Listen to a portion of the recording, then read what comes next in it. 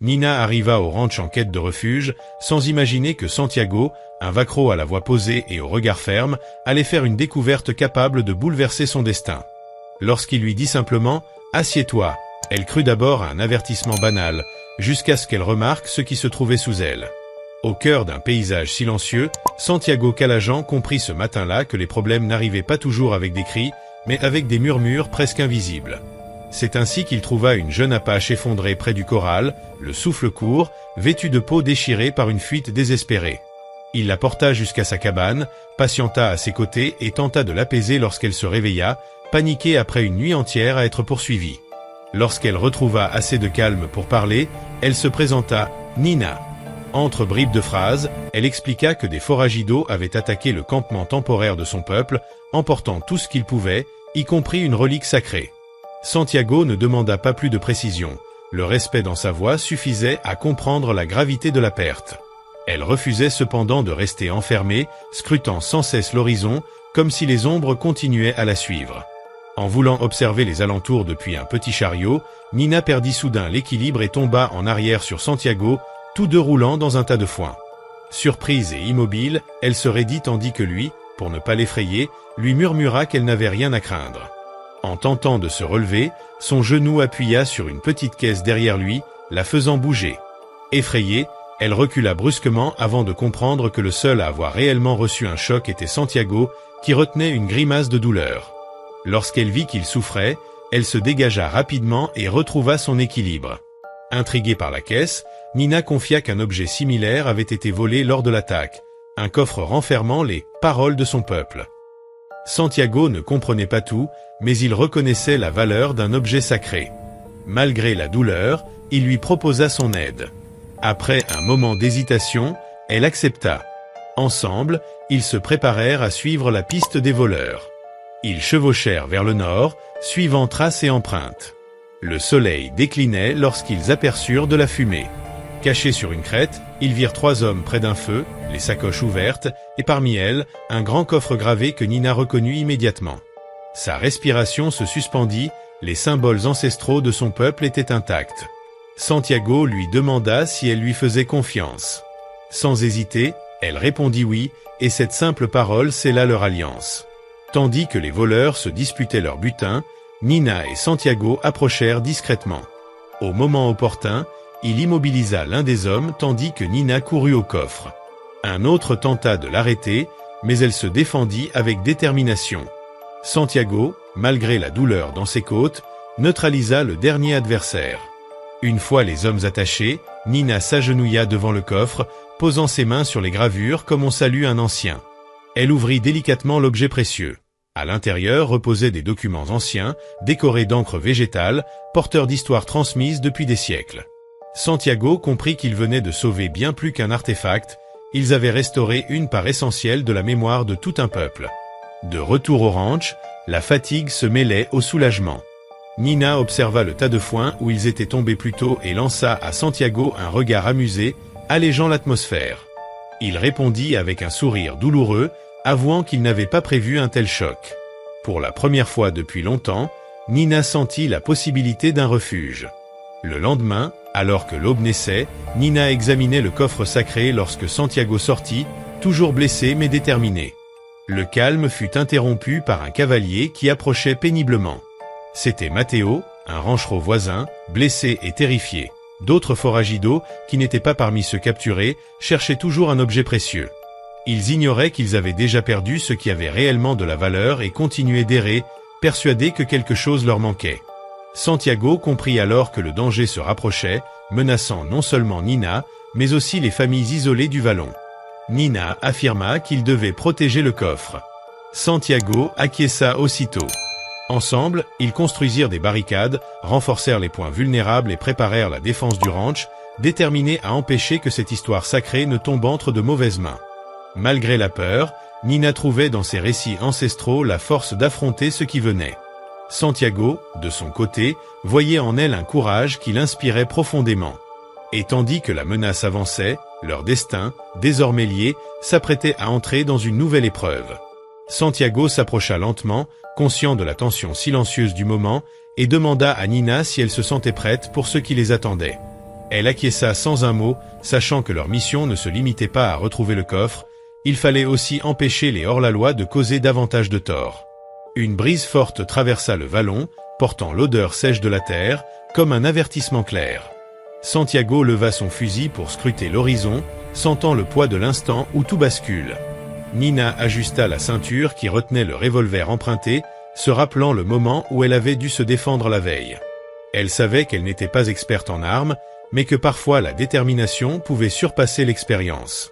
L'après-midi avançait dans une étrange immobilité tandis que Santiago marchait d'un côté à l'autre, prêt à réagir au moindre signe, et que Nina restait attentive, comme si la terre elle-même lui murmurait des avertissements anciens. Lorsque le premier tir retentit au loin, aucun des deux ne sursauta. C'était le signal de l'arrivée des hors-la-loi. Matteo reçut l'ordre de surveiller le flanc et, tandis que Santiago et Nina se plaçaient sur le chemin principal où les cavaliers approchaient. Malgré la peur qu'elle sentait battre dans sa poitrine, Nina ne recula pas et observa les silhouettes qui émergeaient de la poussière, plus nombreuses et plus désordonnées que celles qu'ils avaient affrontées auparavant. Santiago inspira profondément, sachant que cet affrontement déterminerait non seulement le sort du coffre, mais aussi celui de ceux qui avaient été entraînés dans cette aventure faite de tension et d'espoir. Sans parler, il échangea un regard avec Nina. Leur lien, autrefois circonstanciel, devenait un véritable destin partagé. Le vent se calma d'un coup tandis que les cavaliers approchaient, la terre vibra sous les sabots et le ciel sembla s'alourdir. Santiago se mit en position, Nina serra son arme, et tous deux se préparèrent à affronter ce qui venait. Plus tard, alors que la soirée progressait lentement, Nina et Santiago suivirent des traces presque invisibles sur la terre humide, tentant de comprendre ce qui s'était produit durant la nuit. Les marques profondes dans le sol intriguaient Santiago, tandis que Nina écoutait attentivement le vent. La lumière rougeâtre du coucher de soleil étirait de longues ombres mouvantes, et une brise froide apportait une odeur de pluie mêlée à quelque chose de plus troublant. Nina s'arrêta brusquement, signalant à Santiago de se taire. Une branche cassée bien trop haut indiquait qu'il n'était pas seul. Non loin de là, ils découvrirent une petite cabane abandonnée, presque dissimulée par la végétation. À l'intérieur, l'odeur persistante de cendres et de poudre montrait qu'un événement violent y avait eu lieu récemment. Une couverture au sol, des restes de nourriture et des marques près de la cheminée confirmaient un départ précipité.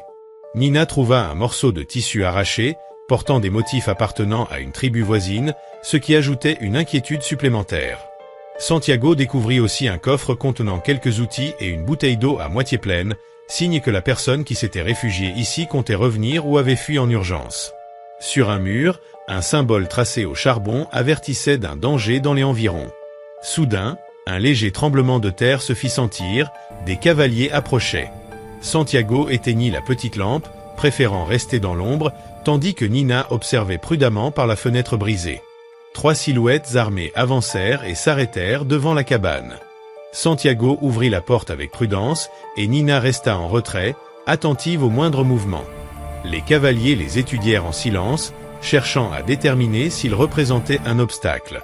Santiago salua calmement, montrant qu'il ne souhaitait aucun conflit, mais Nina nota que l'un d'eux tenait son arme avec une nervosité évidente. Le chef demanda s'ils avaient vu passer quelqu'un de blessé ou en fuite, sont-on trahissant l'urgence? Nina répondit qu'ils avaient trouvé des traces fraîches sans pouvoir les identifier. Les cavaliers se montrèrent méfiants et impatients. Le chef descendit de cheval et demanda à inspecter la cabane. Santiago refusa avec calme, expliquant que la structure était trop instable. Bien que l'argument fût vrai, il évitait aussi d'exposer les découvertes faites plus tôt. Le cavalier, visiblement insatisfait, avança d'un pas pour intimider Santiago, mais celui-ci resta ferme, refusant de céder sous la pression.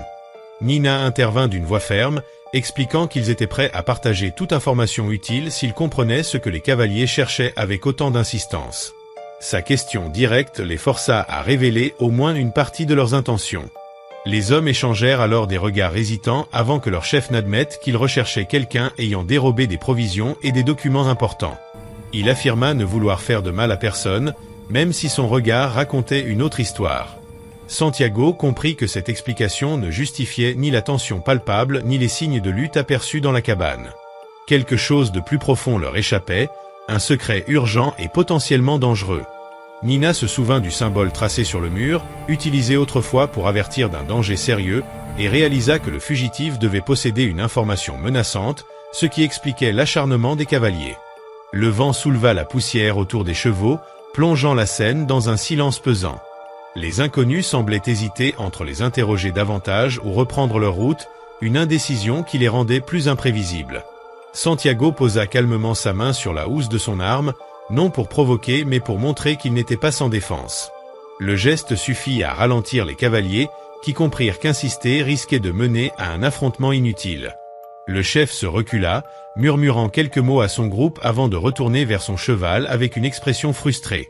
Profitant de l'instant, Nina leur indiqua qu'ils avaient vu des traces fraîches près du ruisseau, les orientant ainsi loin de la cabane. Les cavaliers repartirent lentement, se retournant plusieurs fois avant de disparaître dans la lumière dorée du soir, sans laisser deviner s'ils reviendraient. Santiago referma la porte avec détermination, soulagé en partie seulement, conscient que la menace n'était que temporairement éloignée. Nina observa par la fenêtre brisée jusqu'à ce que les silhouettes s'effacent complètement, persuadée que la nuit apporterait de nouveaux défis et qu'il leur fallait retrouver le fugitif avant les cavaliers. Ensemble, ils décidèrent de suivre les traces plus récentes à l'autre bout de la forêt, sachant que chaque seconde comptait. La nuit tomba, enveloppant les arbres dans un silence dense. Nina ouvrait la marche, guidée par des indices presque invisibles que seule son expérience pouvait déchiffrer, tandis que Santiago avançait derrière elle, habitué au terrain difficile et à l'incertitude. Les traces les menèrent vers un passage étroit formé par le ruisseau, où la terre révélait des empreintes plus profondes, comme si une personne blessée ou portant un lourd fardeau était passée. Santiago repéra des branches cassées formant une trajectoire vers une colline, signe d'une fuite précipitée. Le murmure de l'eau emplissait l'air lorsque Nina déclara que le fugitif n'était plus très loin. Ils montèrent la colline où la végétation dense ralentissait leur progression. La lueur de la lune dessinait des ombres incertaines lorsque Santiago détecta une légère odeur de fumée, signe d'un petit feu récent. Nina accéléra, consciente qu'un foyer improvisé risquait d'être détecté par les cavaliers. Bientôt, un faible scintillement orangé apparut entre deux rochers.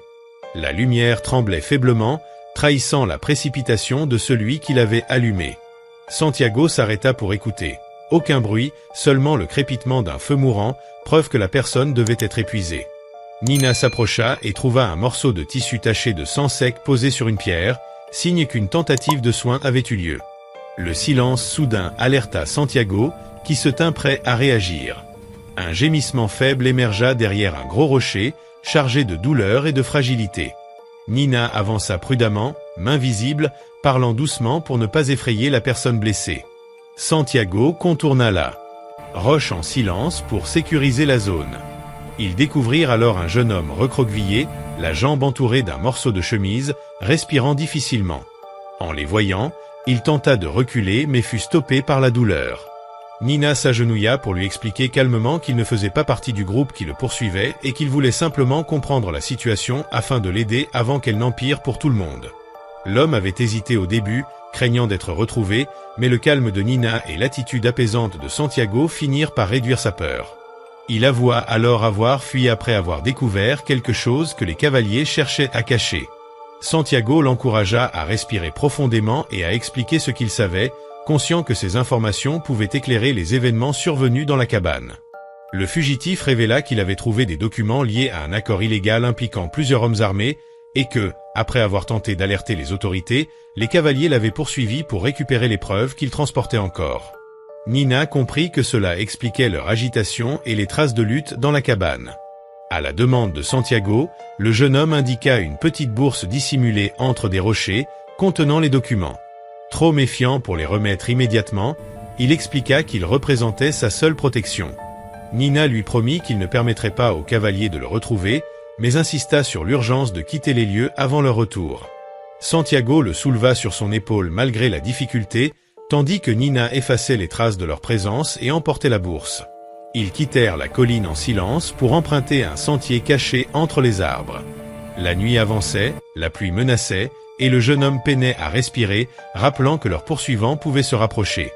Nina observait la forêt et le vent, sachant que l'aube pourrait les exposer à découvert. Elle se souvint d'une ancienne caverne utilisée autrefois par son peuple et suggéra de s'y rendre pour trouver refuge. Santiago accepta sans hésiter. Dans la caverne, Nina vérifia que l'endroit était sûr puis alluma une torche, révélant des marques anciennes qui lui rappelèrent la résilience de sa tribu. Santiago examina la blessure du jeune homme, constatant qu'elle nécessitait des soins. Nina prépara alors une pâte médicinale avec des herbes traditionnelles pour calmer l'infection et gagner du temps. Le fugitif expliqua qu'il avait enterré d'autres documents près d'un arbre tombé. Ils comprirent qu'ils devaient les récupérer avant les cavaliers. Nina et Santiago sortirent sous la pluie et atteignirent l'arbre, mais constatèrent que la terre avait été récemment fouillée. Ils trouvèrent un morceau de document abîmé, preuve que les cavaliers étaient proches. L'aube approchait, les obligeant à rebrousser chemin, mais des bruits dans les environs indiquèrent qu'ils n'étaient peut-être plus seuls. Se tenant un bref instant la main pour s'encourager, ils se dirigèrent vers un passage étroit pour tenter de rejoindre la caverne discrètement. Plus tard, alors que le danger immédiat s'était dissipé, Nina et Santiago observèrent l'horizon, conscients du chemin parcouru. Santiago confia combien il se sentait enfin accompagné, et Nina accueillit cette sincérité avec douceur. Ensemble, ils inspectèrent les limites du ranch pour le restaurer, travaillant en harmonie et partageant leurs histoires, leurs forces et leurs cicatrices. Une pluie légère les poussa à se réfugier dans un vieux abri où la proximité devint réconfortante. Après la tempête, ils reprirent la route, trouvant dans la nature des signes des traditions de la tribu de Nina. De retour près du ranch, les voisins offrirent leur aide pour réparer les dégâts, appréciant la présence forte et apaisante de Nina. Une fois seul, Santiago invita Nina à partager un repas simple et chaleureux. Le soir venu, sous les étoiles, il lui prit doucement la main et elle répondit sans hésiter, comprenant qu'un lien profond s'était créé entre eux. Dans ce moment silencieux, éclairé par la lune, ils sentirent qu'ils pouvaient construire quelque chose de nouveau, libéré du poids du passé. En rentrant à l'intérieur, ils savaient que cette nouvelle étape marquait un tournant, non seulement parce qu'ils avaient survécu, mais surtout parce qu'ils s'étaient trouvés l'un l'autre. Que doeu. Eu falei que ela tinha relação com ele. Mas, você Não, queria beijar ser não, puxada só pelo ser Araldo? puxado, só. Não, inclusive ele tinha chamado a Vermelha pro encontro e nada, né? Como todos que chamaram ela pro encontro, nada. Pô, mas Você é tadinha, saindo. apaixonada por ela? Hum? Você é apaixonada pela Nogal ou não? Não, sou apaixonada por ninguém, não. Mas ela beijou a Nogal, não beijou? Certeza? Você beijou a Nogal? Não sei, a Nogal Não. beijou todo mundo. Não, É, eu dei queria um tirar beijo essa na bochecha dúvida. da Jean e na mão da Serra uma vez, e só. Hum. Mas se você quiser arrumar alguém, fala comigo. Ah, eu acho que a pessoa certa vai aparecer em algum momento. A Pituna. Pode ser Ela arruma também. relações, hein?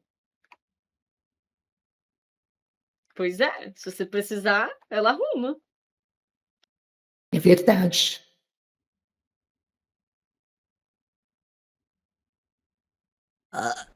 A Nogal ficou por lá mesmo, viu? Nunca mais quis saber. É, ela deve Foi ter ido lá encontrar beijar com o o Araldo no Araldo. cavo. É. Viu só? Eu falei?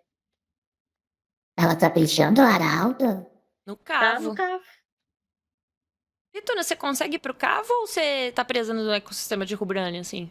Eu tô presa aqui. Não consigo sair. Mas eu gostaria, viu? Também vamos ver pra nada. Que Oxe, susto. meu Deus, que susto. É pra você Ô, gostar, caralho, que susto. Oi, JV, tá solteiro? Mano. Olha aí, Dante. O quê? Tá solteira, JV?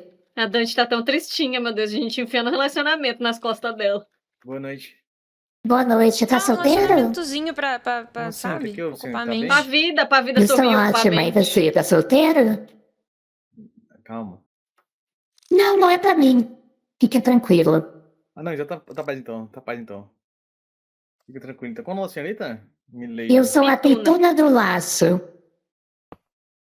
Putona de aço. Nogal, como é que foi? Eu não entendi direito. É Pegou o Araldo? Assim, peitão de ó. aço. Não, peitona não. Peitona o quê, meu Deus? É que eu não entendi direito. Tadinha, todo dia uma variação, hein? Não, só pra ter Peitona certeza. não, meu Deus. Tem que abraçar o Putona de Março. Ele falou peitão de aço, velho. Não, não.